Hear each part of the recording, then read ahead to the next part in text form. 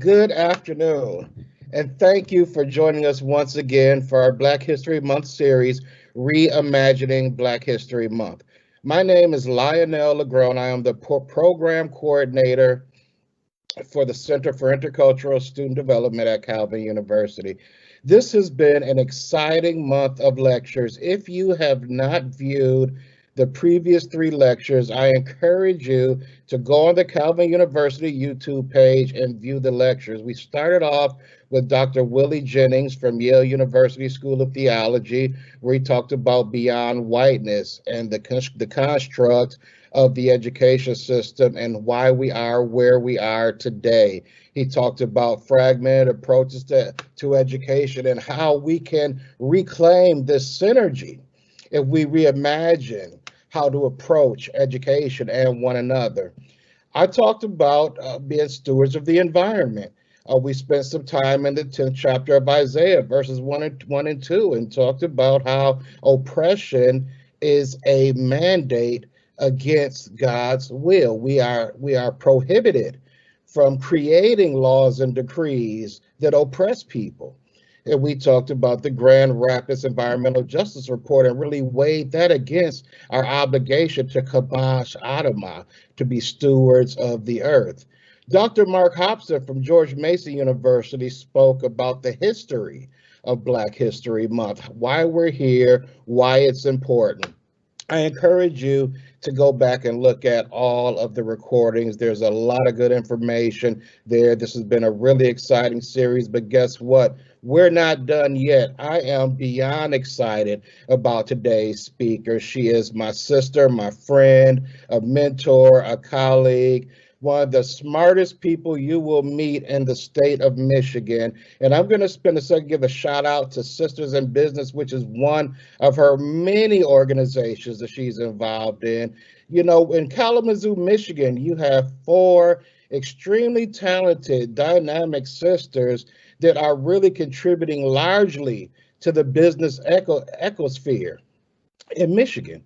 And they have a business called Sisters in Business where they not only support businesses, but they lead by example. They actually have a pitch competition where they throw pitches and people actually win money to support their business ideas. And they're sisters, they're called Sisters in Business, but they're actually real sisters, right? So we have the four sisters, my beautiful, talented fiance, Elisa Parker, Nicole Parker, your presenter. We have Talisha Parker, who is a hairdresser and fashion designer, and Tiffany Parker, who's a graphic designer. And these sisters are right in Michigan, and they're really doing major things. So I'm going to read the bio and get Nicole in front of us so we can hear what she has to say today. Nicole Parker is an innovator and advocate who is passionate about doing work in the intersection of social justice, community development, and social innovation. Throughout her life, she has served in positions of leadership, creating spaces and communities for those who felt voiceless, and has been an advocate for systems change. Nicole is the co-founder and chief strategist of A&P Consulting, where she assists organizations and communities to create impactful social change. She's the co-founder of Sisters in Business, an organization dedicated to supporting Black and Brown women entrepreneurs, co-founder of Charlie's Place, a youth-serving organization in her hometown, Kalamazoo, Michigan, and her research focuses on Black women and innovation. Without further ado, I'd like to introduce to some and present to others Miss Nicole Parker. Thank you very much. That was a great introduction, and I just want to say you were all in the middle of my presentation. But I am so thankful to be here and be a part of this event and to be amongst the lineup of so many great people. To me, this is coming back home. As some of you may or may not know, I actually worked at Calvin College for some years and worked as a multicultural student development program coordinator. So it is truly a full circle moment to be back here in this space talking about the work of ANI Innovator and the work of Black women in innovation, because a lot of this work started while I was at Calvin College. So to begin, I want to talk about my topic, Ain't I an Innovator? The missing narratives of Black women in the field of social innovation and entrepreneurship. And I'm going to dig deep into how I came into this work. So the picture that I have up here, Lynell, thank you for speaking of my sisters, because when I do this work, I bring them into every single thing that I do. You will see on this photo, I have my mother, my sister Elisa, my sister Tiffany, my sister Talisha, as well as these dynamic Black women who help shape my understanding of what it means to be an innovator and a creator during this time.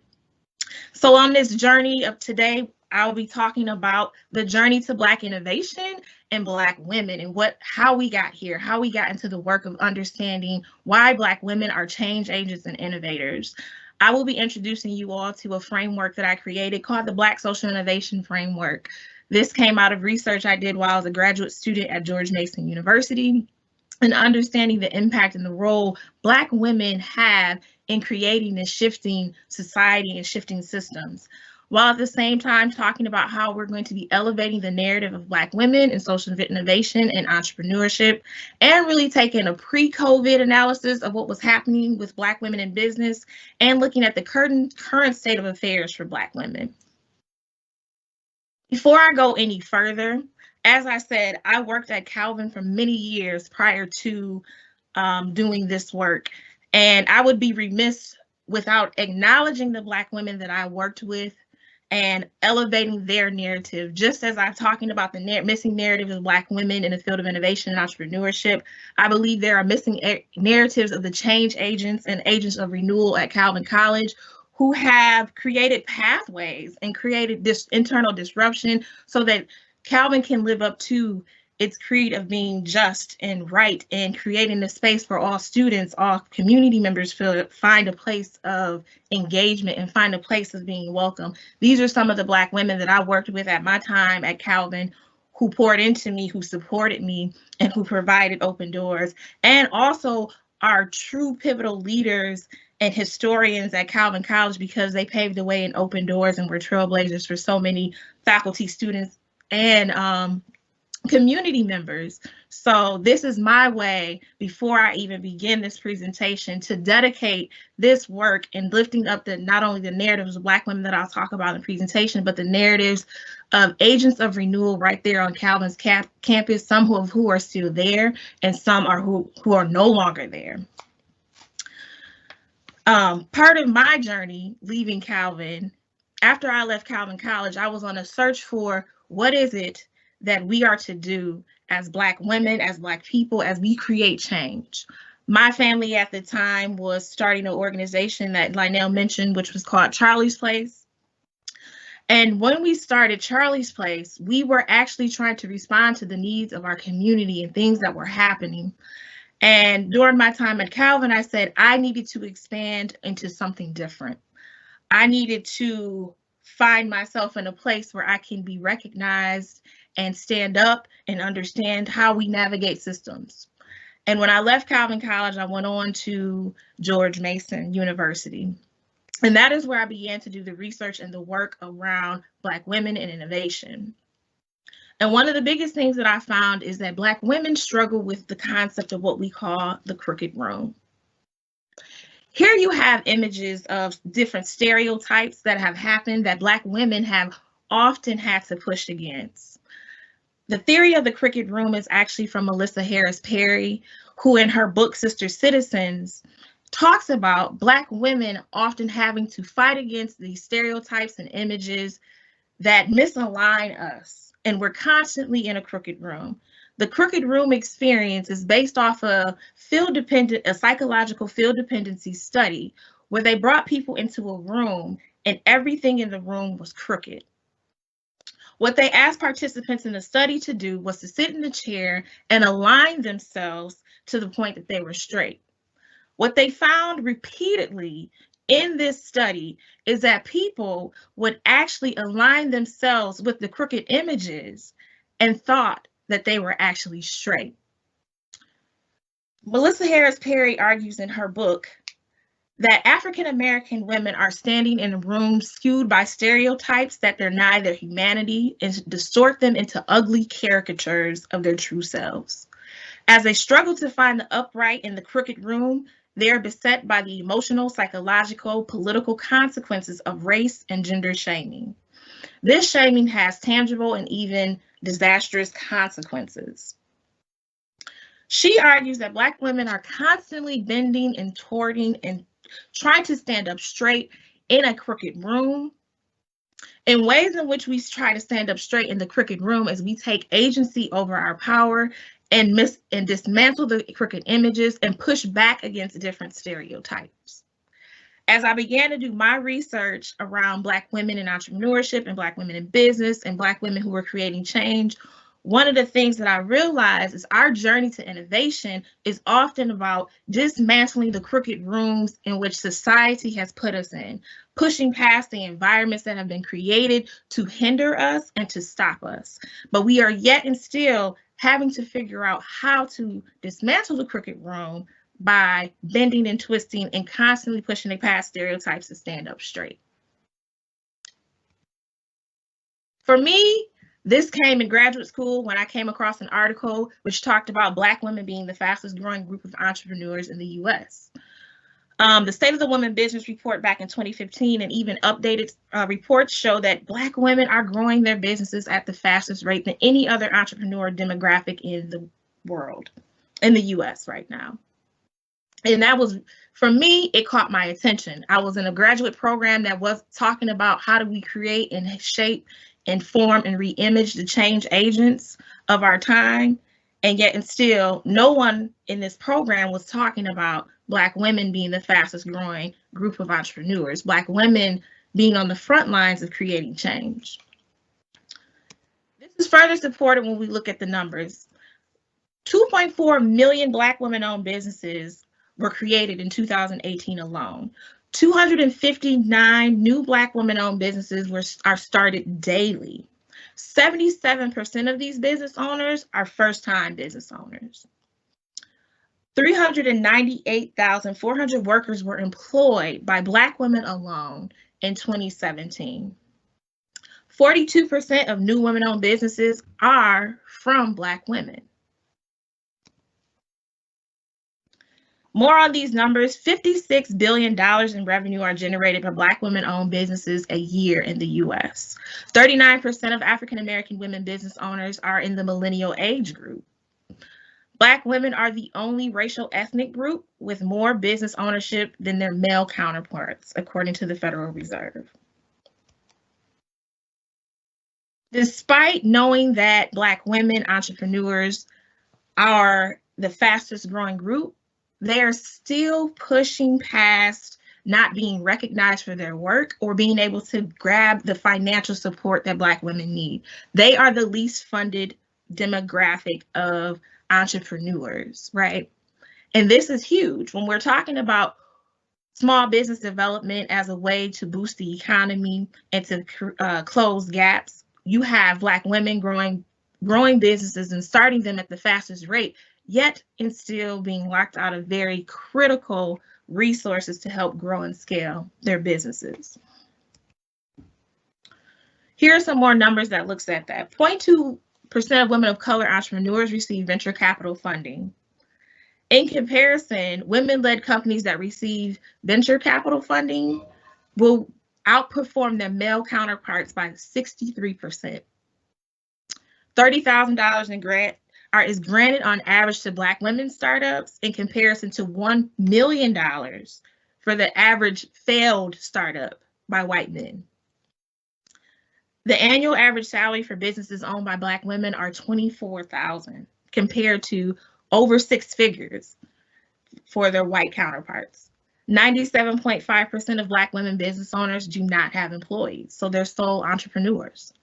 50% use personal or family savings to start their business, which means we're starting businesses at a very high rate and a high risk. Why is this important? Why I'm talking about the generating of wealth If revenue generated by minority women-owned firms matched those currently generated by other women-owned businesses, they would add $1.1 trillion in revenue and 3.8 million new jobs to the U.S. economy. That to me is huge because we're talking about Black women being critical components of the economic stabilization of our country, but yet and still are not being able to tap into that, because if we were, we would have be able to impact the economy and overall well-being of our country by getting access to the key resources. So one of the things I wondered and when I began to do this research is why? Why are Black women starting businesses at such a high rate, and why is it so important? One of the main things is the stress of systemic racism. Black women are working within organizations and institutions and environments where they're constantly in the crooked room. And more of them are saying, enough is enough. It is time for me to reimagine how I work, how I engage in community, and how I show up, and how I have value on my life. It is a way to push past racist capitalism, because so often within the workspace, Black women are stuck with trying to overcome barriers to corporate advancement, not feeling valued in the workplace, passion for their community, and the need to create change. Majority of Black women who have businesses have what I would call social enterprises, meaning businesses that are doing social good. Flexibility and freedom. More so than ever with the pandemic, more and more women are being forced to help with what's happening with their families, as well as be breadwinners and try and create some sense of stability. So they need more flexibility, they need more freedom. Necessity entrepreneurship. We see this more so now in the pandemic because of the wage gaps. Prior to the pandemic, there were huge wage gaps. The wealth gap, health. Many Black women have there's a health crisis happening within the Black women that is not talked about. And therefore, often people are pushed into entrepreneurship as a way to try and stabilize their health and find other resources. Family is another reason. Other things, new opportunity, the advancement of technology, low barriers to entry, social media, etc., has created more opportunities for Black women to engage and to disrupt the traditional realms of what business looks like, right? And we are taking advantage of that. The cultural shift. More and more people are recognizing what we call Black girl magic, the narrative change, more exposure. And we know that if we continue to provide more exposure to Black women, they will continue to have more access to knowledge and grow their business. And last but not least, they are taking control and creating their own economic stability. For me, this all led to the work that I did with Innovator, the missing narratives of Black women in the field of social innovation and entrepreneurship. And the reason I got into this work in particular was because nobody in the academic space was talking about Black women as innovators and Black women as entrepreneurs creating change in community. When I began my graduate program, all I saw around me were white men who were deemed as the change agents, who were deemed as the solution builders and creating businesses that would help create change in community. When I was working with my committee, my committee members told me, Nicole, there is not a framework. You need to create a framework that highlights the differences and the nuances Black women go through when they create their innovation and they're creating change in community. And that is where Innovator was birthed. Innovator pays homage to Sojourner Truth, who her famous iconic speech, Ain't I a Woman, where she gave it at the 1851 Women's Convention in Akron, Ohio, where she went in to speak to a group of women, majority white women and men, to talk about how she, as a Black woman, a former slave, needed to be represented and seen as a woman, as a human, and have dignity. And therefore, the iconic speech that is known is Ain't I a Woman? When I began to do research on Black women in innovation and Black women throughout history period, I read this speech and I read other material, and it clicked to me. Just as Sojourner Truth sat there and in this women's convention, asking for recognition, asking for dignity, asking for people to see her, hear her, and recognize her. That is what was happening here, right? Black women are at the crust of creating change in communities, whether it be through innovation, entrepreneurship, other social justice movements, but yet and still nobody is recognizing them as the innovators and creators that they really are. That is where I developed the Black social innovation theory. Black female leadership represents the collective of experience and action towards community empowerment. For this reason, Black women tend to formulate ideals and models that express the realities of their own experiences while opposing the ideologies of the dominant. With Black social innovation, what we're talking about is a solution to social problems by transforming or changing systems of oppression that is more effective, efficient, and sustainable and equitable and inclusive than current solutions. The value created provides a social, political, and economic benefit of empowerment and impactful change. Black women in social innovation today occupy what many say a unique position in this country. Her status seems one of least ascertainable and definitive of all forces, which makes her more civilian. She is confronted by both the woman question and the race question, and is yet an unknown or unacknowledged factor in both.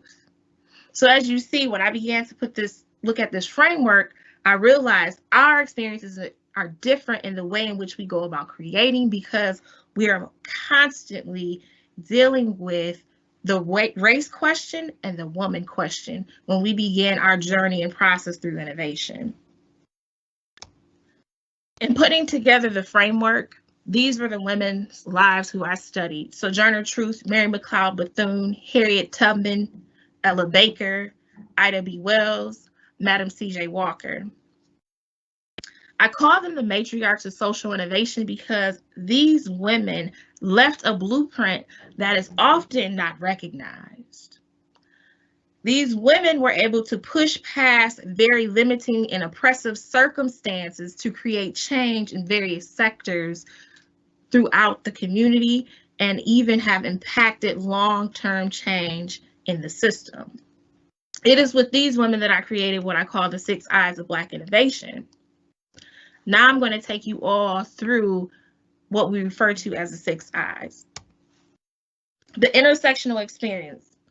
Pretty much the first eye is the intersectional experience, because often we don't recognize what is happening when it comes to race, class, and gender, and how one identifies themselves socially and how society views them. It is because of these intersectional identities that the experiences of racism, classism, and sexism make the innovative process much more difficult, yet necessary for Black women to survive and navigate the systems. These experiences shape the context and how one operates and navigates through the world. And the last point I put on here is the Black experience is not monolithic, right? It's not a monolith, because too often people would like to blanket statement and say this is all of Black people's experience. Now, there is some shared history and experience. However, the way in which one is able to navigate and see the world and understand how the world shapes them and interacts with them is based on their race, class, and gender.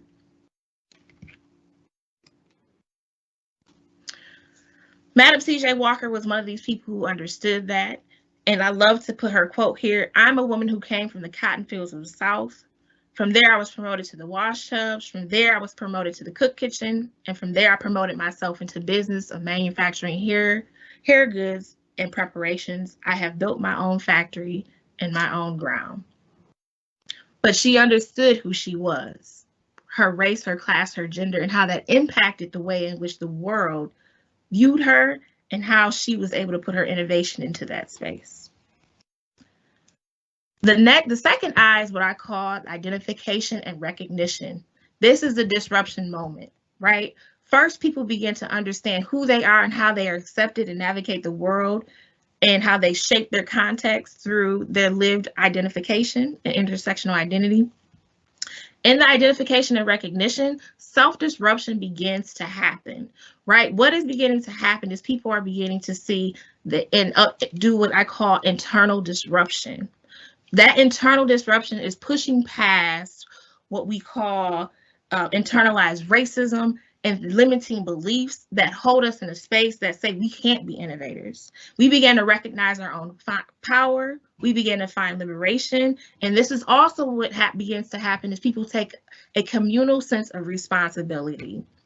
And this is really where the innovation process first begins. It begins internal by disrupting internalized impression, taking back one's power, taking back one's liberation. And this is, a lot of people talk about being woke. I would argue this is the process of waking up because you begin to push past and see the power that you actually possess. Innovation catalyst. One of the famous quotes from Fannie Lou Hamer is, "I am sick and tired of being sick and tired," right?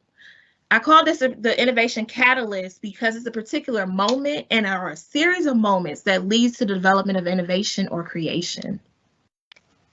It is here in these moments that social movements happen, right? It is a catalyst for change.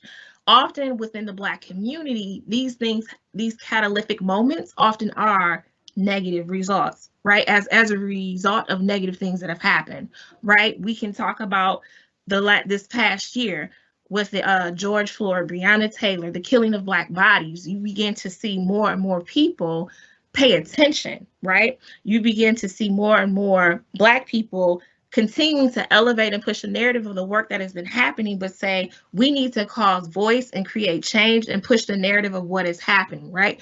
These are catalytic moments. And like I said, it is in here that in these spaces, social movements are birthed. It also creates a sense of urgency to address problems that have been developed. If you study history, especially Black movements, what you see is Reconstruction, post-Reconstruction, the civil rights, Black power, Black Lives Matter. In these moments, you also see the rising of Black innovation and Black organizations and businesses. You can go follow each and every one of these Black movements, and within the Black movements, you also see the rising of the Black businesses, the Black organizations, the Black institutions, the Black programs to address issues. And I highlight that because it's very critical when we talk about how do we create long-term sustainability of the innovations that are created during social movements. Innovation incubation. This is what I talk about as we come into community and building solutions, creating spaces for innovators and allies to support one another and come together.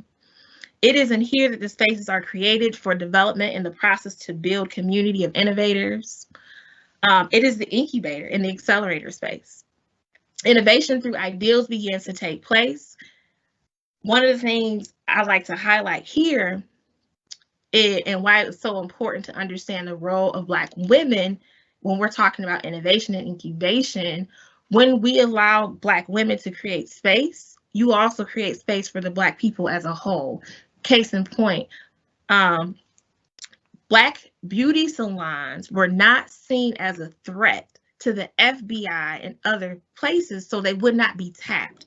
Therefore, Black organizers would come to Black beauty salons to have secret meetings and organize.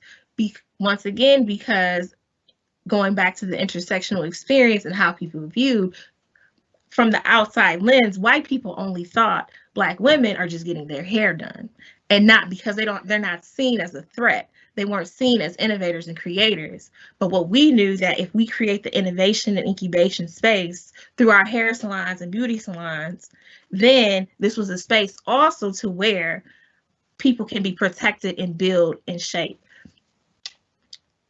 Also, due to the urgent nature of this phase, there is very little room for failure because of the pressing needs. The next step after you take time to build and coalesce and create community is that impactful change. So we begin to introduce what you have been building to community, and you're starting to talk about making lasting, fighting systemic change that breaks down the barriers. And this is why it is so important to have that space to build, to provide resources during that innovation incubation so that you have lasting, impactful change in the long term. The last thing we'll talk about is intervention, right? So we go through this cycle and we continue to have empowerment, education, and intervention is needed to create the cycle of innovation that continues to disrupt systems of oppression, right? That is why it is so necessary for Black organizations, Black women, and individuals who are allies to come in and support the innovation that has been started so it can continue to go on. As I mentioned before, during most social movements, historically through both social movements, you will see the rise of Black businesses, nonprofit, and other forms of institutions and programs, but you also see a decrease of that. And there are many factors for why that happens. But that is why this step of intervention is necessary to continue to keep that intentional building and succession planning and long-term sustainability and pipelines and networks and mentorships so that we can continue to grow and not just to fall off. This is what I call the different types of disruption. So people, as they go through the 6 sides of Black innovation, I talk about types of disruption, right? There's internal disruption and there's external disruption. But first, it starts with that first self-disruption of inequality, classism, sexism, and racism. And then people choose to disrupt the system on an external basis, meaning they work with outside of the system to create new ways of being, new ways of creating change. And this can come in the forms of systems creations, businesses, social enterprises, creating new technologies, merging new technologies, product development, program development, and new ways of thinking. Internal disruption are people and individuals that are going to work within existing systems to create change. And this comes through either product development, new ways of thinking, new programs, new access to creating pipelines for people.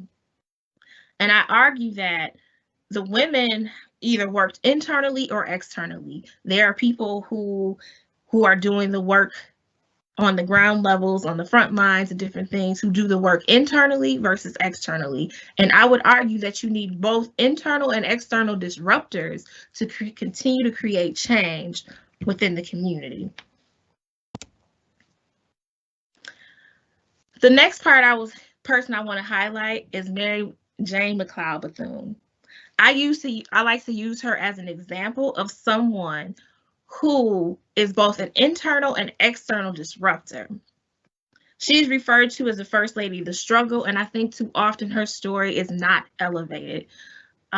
She first was in education and went to Florida during a time where it was illegal to educate Black students. She created a school. In addition to creating her school, when she saw many of her students within her school were not able to have access to healthcare and were denied healthcare, she built a hospital.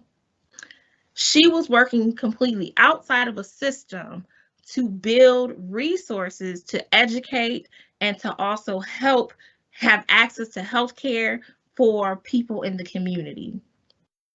As a result, she also was tapped to work in government. After doing her work around education, she went on to work for 3 presidents as an advisor. She was the first African-American woman to be appointed to a government agency. A lot of her work within government is people don't talk about. She actually was the person who helped create and fund the Tuskegee program, which many people know about, that has helped to diversify people of color in the armed forces. So a lot of people know about the Tuskegee Airmen, but people do not realize it is Mary McCloud Bethune who actually, while doing her work within government to disrupt those systems to create access, was the person behind making sure there was money and funding set aside to get and educate our Tuskegee Airmen. She is a perfect example of somebody who worked outside of the system, shaking up the system to say, if you are not going to educate Black youth, I'll create a school. If you're not going to provide healthcare, we'll create healthcare. Then went on into government and provided access to a lot of different social programs and including housing, including the military. These are all things she did internally and externally. Dismantling the crooked room. Here, I'm going to just talk a little bit about the work that I have been doing. And in dismantling the crooked room, one of the things that we wanted to do, and like Nell talked about, is create sisters in business. When I came home and I sat back and I looked and I said, we in our community have a number of Black and brown women who are creating businesses with the result of creating change in community. We came together and said, we need to support and create a space to harbor innovation. With Sisters in Business, we now work within Kalamazoo, Battle Creek. We have a partnership in the DC area as well. And part of this work was to intentionally say, how do we create space? How do we create access to resources? Because we have women who are a part of this organization who are doing innovative and creative things, but are locked out of critical systems. Through this work, we have been able to provide over $30,000 to funding that goes directly to Black women and youth to be able to access resources to continue on their path. In the higher education space, one of the ways that we've worked to dismantle the crooked room is a program called Sojourners. While as a grad student at George Mason University, I worked with our Director of African and African American Studies. Her name was Dr. Wendy Manuel Scott. And within this program, we came together and we co-created a class called Sojourners. And in the Sojourners class, we talked about Black feminist theory, business innovation, and how to support Black women in the academic space so they are prepared to go in the world and create change. This class has been running at George Mason University since 2016. It is about creating intentional space to nurture innovation. I also wanted to use this time right now to acknowledge a Calvin alum who is elevating the narrative of Black women through her work as a writer. Reynosa is a Calvin alum who graduated and recently received her master's in journalism. She now is a writer, writing about the work of Black women in business and also the experiences of people within the diaspora. Now I'd like to go in and talk about the quick impact of the pandemic. Black women are innovating during the multiple pandemics, right? We're talking about COVID, Black Lives Matter, a health crisis, and the wage gaps. In addition to trying to innovate during that, we are to continue to be locked out of critical funding resources on the local and federal level. $670 billion were allocated through the PPP business program. A small percentage was given to Black businesses. Black women are twice as likely to be denied for pandemic relief funding. Grassroots organizations are being locked out of resources that large corporations and white-led, or now that large corporations and white-led organizations are stepping into the change agent space as experts. We see this happening a lot, especially with the work that we've done with Sisters in Business. For the last few years, we've been working in these spaces, but now we often see, especially in times of Black Lives Matter and more attention being brought to the issues, that white organizations are often come in because they may have the resources to be tapped as an expert while pushing other smaller institutions and organizations to the side who are actually doing the work. We've also seen a 40% decrease in Black-owned businesses in 2020.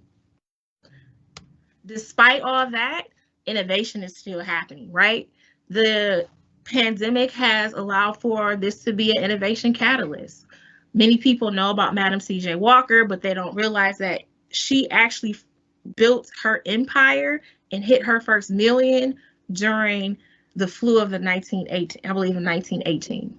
So it was during a pandemic that she was able to build her empire. There are more and more businesses and organizations that are being created by and for Black women. And this is happening at a very high rate to address the systemic gaps. Here are a few examples of how people are doing this, creating their own spaces formed by Black women. and tearing down the crooked room. Black Girl Ventures is one of those organizations. They provide pitch competitions and funding support. Black Women in Business Collaborative, Intention Manifesto, Backstage Capital, the Black Upstart, New Voices Fund, Fearless Fund, Dooney Fund, mutual aid funds. This is on the rise. The Movement for Black Lives, they actually have a fund that they do every year called the Bailout Fund that they run during Mother's Day, right? The mutual aid funds has always been a place of support that has been used throughout history among Black women to help address issues and fill the gaps wherein Black people have been locked out of critical resources.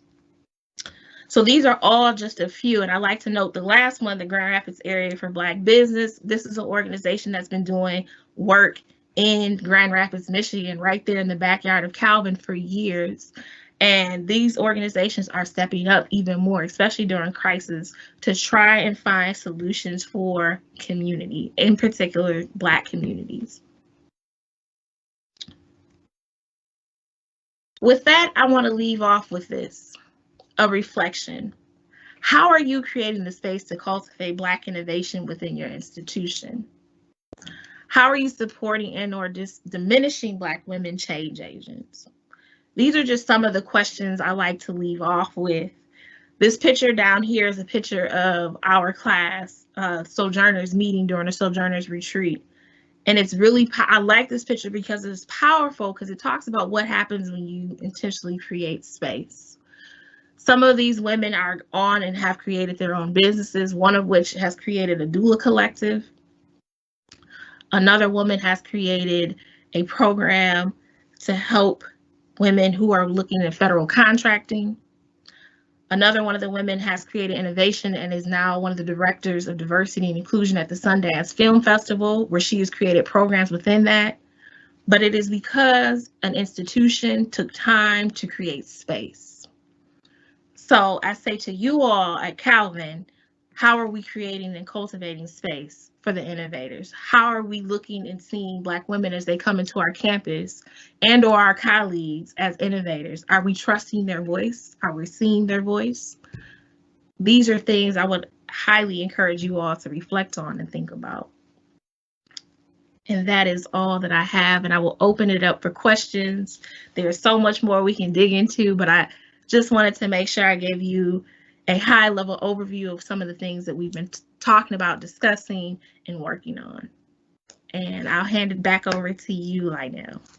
Thank you for your insight. You know, whoever coined the phrase, those who can't do, teach, has obviously never met Nicole Parker or any of the past or present Calvin faculty or staff, because folks here walk the walk and talk the talk. And that was a magnificent presentation. We thank you, Nicole. We have some questions rolling in. I understand there is a bit of a lag time between live and the question. So I do have one for you in the interim. And it's about the internal disruptor. You spoke about the distinction between the internal disruptor and the external disruptor.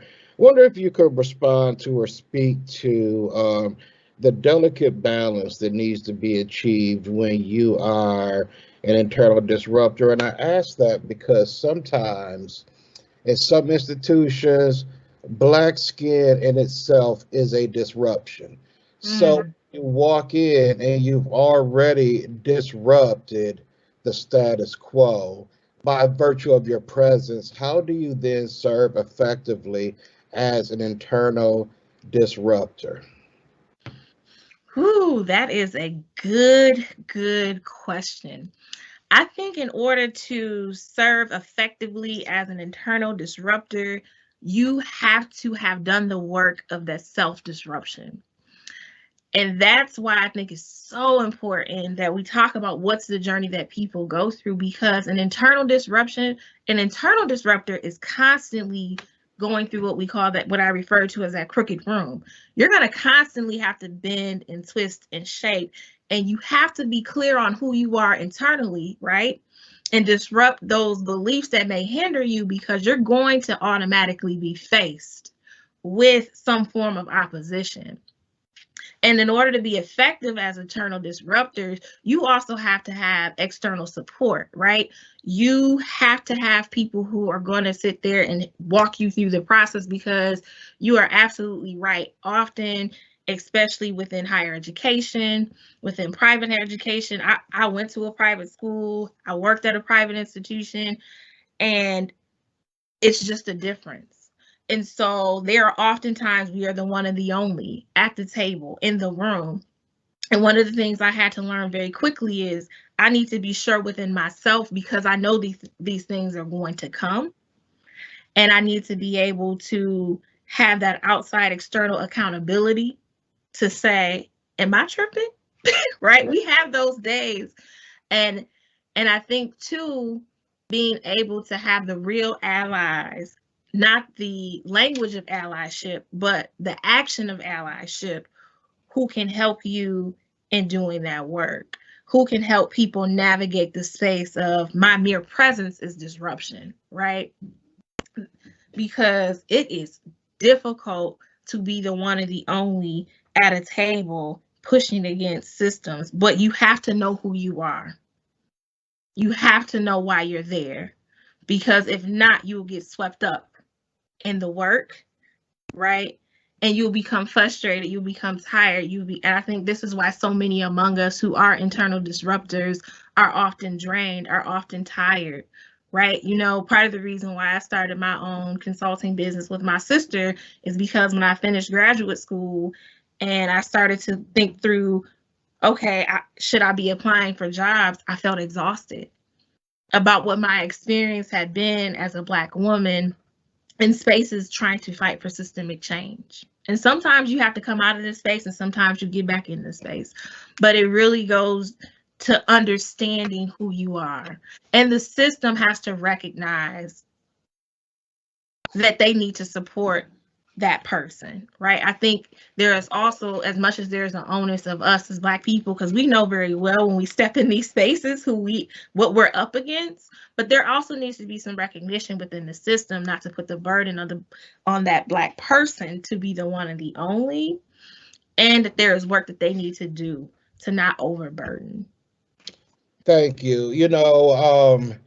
W.B. Du Bois called it the double consciousness. Yes. And I just as a clarifying point for those who may be watching that don't understand the concept of disruptor, like to take a minute and operationalize that. We're not talking about Ms. Parker's not talking about disrupting for the sake of disrupting or being standoffish or combative. We're talking about the notion that everybody's personhood should be respected, what they bring to the table, regardless of race, religion, national origin, and all the other protected class categories. In this case, she's talking specifically about Black females, and sometimes in order to achieve equality, there must be a disruption to the existing institution, that system. So just as a point of clarity. Now, Nikita Miner, who I think might have been one of your former students. Yes. The question that Nikita had: should the Small Business Administration create a program for Black women entrepreneurs? Should there be federal level intervention for Black female innovation? Good question, Nikita. Yes, there definitely should be, because I think too often the federal government and in many local governments, period, do not see that there needs to be. It is almost like the response to Black Lives Matter, All Lives Matter, because we have been in a place of crisis way before the pandemic began. Black women entrepreneurs were starting at a higher rate with also being the least supported, right? And because of that, now that everyone's in crisis, right? Now there's a feeling of almost pushing to the side the other crises that were already there. There most definitely needs to be that targeted initiative. If not, will continue to be left out. So the PPP, as I stated before, was something that the Small Business Development Administration put out. You're talking about $1 billion initiative that was put out, where then I believe at the time, the first round, only 6% of Black businesses were even given that, and that wasn't even disaggregated down into gender, right? So, and that's not even talking about, we're not even getting to the geographic locations as well, because small cities often are even locked out of that too. So yes, there needs to be a intervention at the federal, state, and local level that's putting this money, these initiatives, to be prioritized. I believe that is one of the only ways that this is going to really be changed and equitable, because Black women are on the front lines doing the work, and we have to have interventions that match the work that we're doing. Thank you. And also, Nikita, there is the 8A program on the federal level for Black businesses. I am not sure, well, minority-owned businesses, a small minority-owned business.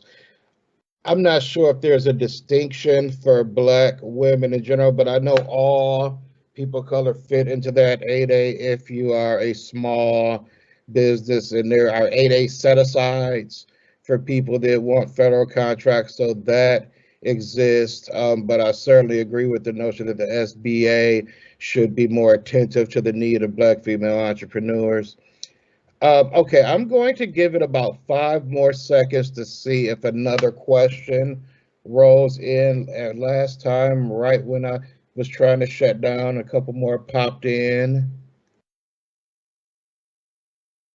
Thank you. Okay. Oh, I knew it. I knew it. Right when I get ready to say thank you to the speaker, we have Jocelyn Hines who asks, what does social innovation look like in nonprofit and public sector organizations? Nice. Social innovation and nonprofit and sector. What that looks like is really the grassroots work, right? I think often, especially around Black women, they've been doing work on a grassroots level, and too often they're not. And that's why part of the reason why I entitled this work "The Missing Narratives" is because too often only seen at the grassroots level in the public sector and in the nonprofit world, we see that they're overlooked because they're not presented as social innovators. And you see a lot of people are creating more nonprofits, right? I've worked with individuals and organizations that we've talked about saying, what does it look like for you to become a business, to create revenue, to be able to go after certain other types of funding supports, right? So in Michigan, and then on the federal level, there has not been any federal mandates and policy around social enterprises. And for me, what this looks like is, how do you create social enterprises and put policy behind it so that organizations are developed to create social good and make money, right? And if you're stuck in the nonprofit space, like I said before, what we're starting to see in the nonprofit space is almost the co-opting of change agents and being the solutions builder to Black people, right? And mind you, there are a lot of Black folks who are on the grassroots level who are out there just doing the work. And that's part of why I have been very passionate about saying, how do we come and walk alongside of the folks who are out there just doing the work and get you the foundational components and the basics, so we can then integrate you within the system and disrupt it in a sense, right? To be able to pull down resources with it for you. There's been a lot of push. There's a book called Decolonizing Wealth, right? It talks about, how do we pull down those resources? How do we decolonize the way in which foundations are distributing their wealth? How are they distributing the resources to people who might not look like your traditional organizations? I think it's really being able to kind of like, to go back to the reason why we're here, reimaging, right, and reimagining what it looks like to be social innovators. And that may look like the grassroots person, right, who is on the ground, and then walking along them and saying, how do I get you up to speed and giving you the basic information, knowledge, and foundational components so we can get you to be able to be internal disruptors, going into systems and pulling down resources for yourself. Wow. Well, thank you. Thank you, Ms. Parker, for your wisdom. Thank you for making time for us today and lecturing for Reimagining Black History Month. I got this flash across my screen. Your meeting's going to end like in a second. So I have to say goodbye and thank you. And do you want to leave an email address for anybody who's interested in following up with questions? Absolutely. You can email me at N as in Nicole, V as in Victor, mparker@gmail.com. Okay, thank you. And thanks to everybody who tuned in for our fourth segment of Reimagining Black History Month. We will see you back here on Monday at 3 o'clock, where our speaker will be Dr. Shively Smith from Boston University School of Theology. Thank you again, Ms. Parker, for joining us, and everybody have a wonderful day.